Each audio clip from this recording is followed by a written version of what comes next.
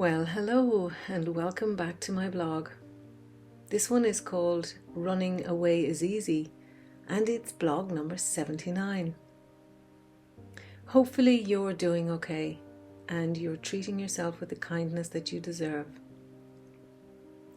So you know when a song gets into your head and it just won't leave? Well, there's this one song playing over and over in my head since I first heard it not so long ago. It goes something like this.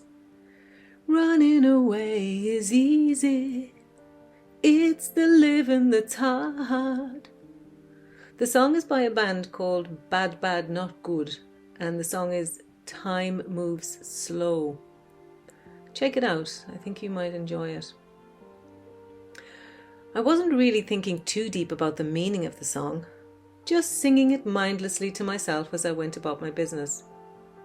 And then something really awful happened. And it was as though the meaning behind the lyrics hit me hard in the heart. Recently we lost a valued member of a sobriety group that I belong to, because the living became impossible for her. I am dedicating this blog to Paula, who tried with all her might to overcome her demons, but in the end lost the battle. She had been doing really well, proudly sharing with us how she had achieved 8 months of sobriety. Then one day recently, she fell off the wagon and her whole world caved in on top of her. She beat herself up badly.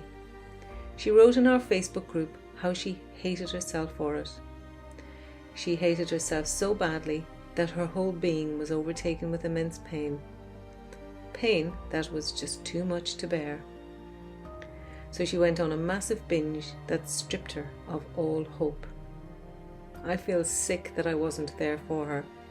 I feel sad that she couldn't see how strong she'd been to have achieved 8 days of sobriety, not to mention the 8 months that she actually stayed sober for. Imagine how much turmoil and pain Paula must have been in if ending her life was the easier of the 2 options. Paula internalized the stigma that our society pins on people who abuse substances. I absolutely detest this kind of judgment. It is never acceptable to assume that we know what is driving someone's unhealthy behavior. People who feel compelled to self-medicate with substances do not need to be shamed by others, because we're mostly very good at doing this to ourselves. I can only speak from my own experience. I hated myself for doing something that I knew was destructive to my health and other aspects of my life. I tried many times to stop it. The only reason I'm managing to stay sober this time round is because I forced myself to get the help that I needed. I attended group therapy with incredible people from all walks of life and all backgrounds, each of them battling with similar issues. And together we learned the necessary skills to manage our own recovery. We supported one another, we cried together, and we healed together. We found connection and we became accountable to one another for setting goals to help etch out the life we desperately wanted for ourselves. I also had one-on-one counselling to help me make sense of my own unique experiences. To try to do this alone would have been next to impossible for me. When ending one's life feels like the easiest option, then living must feel excruciatingly hard. Having a good reason to live is not always within a person's vision.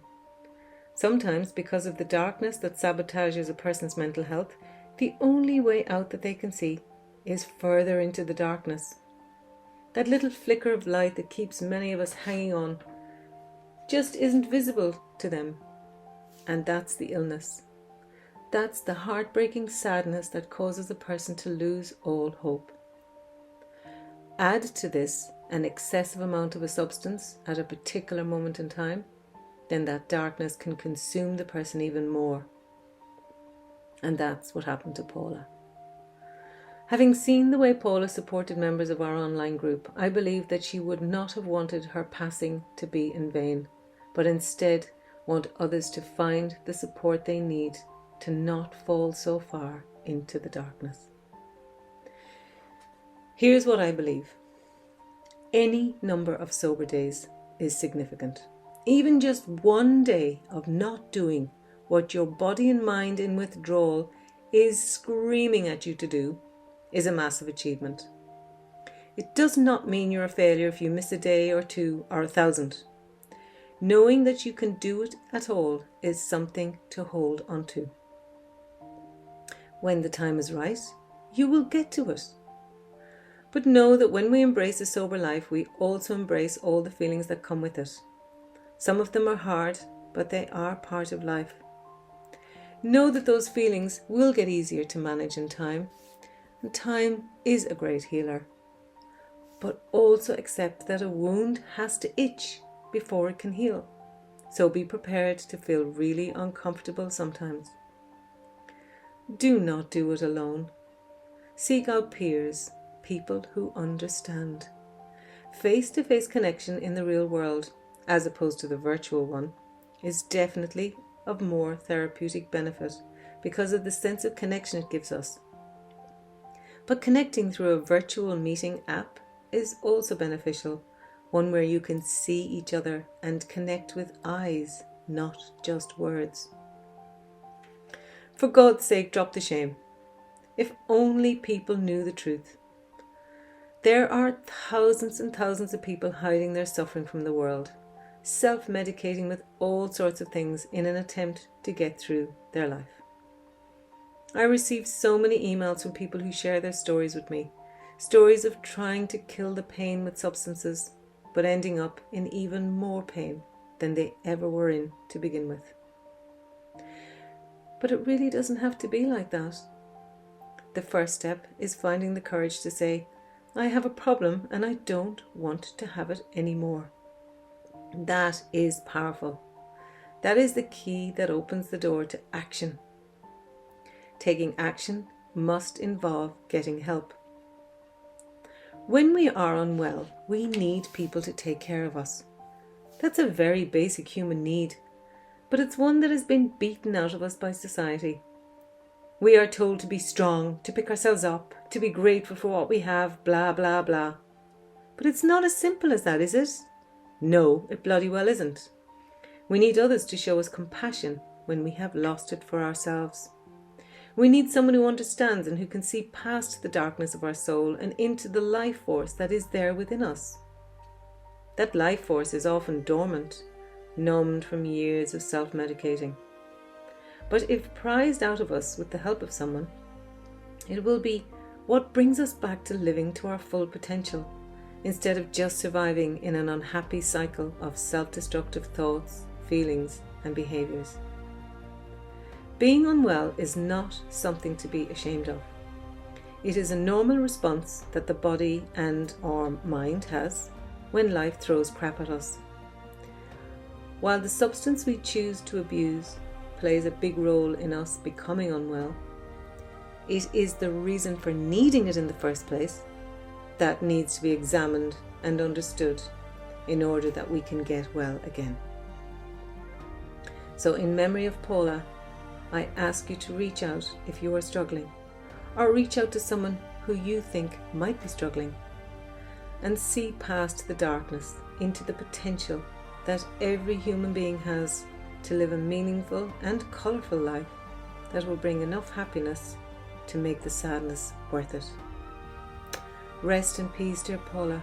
You will not be forgotten.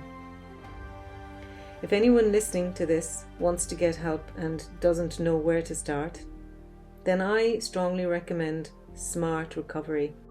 It's a free service that offers group meetings, both virtual and physical, in a number of countries around the world. SMART actually stands for Self-Managed and Recovery Training. It is well worth your time exploring that. You'll find them at www.smartrecoveryinternational.org. I hope that you have taken something from today's blog, and I thank you for being here, and I wish you well. Until the next time, lots of love from me. Bye bye.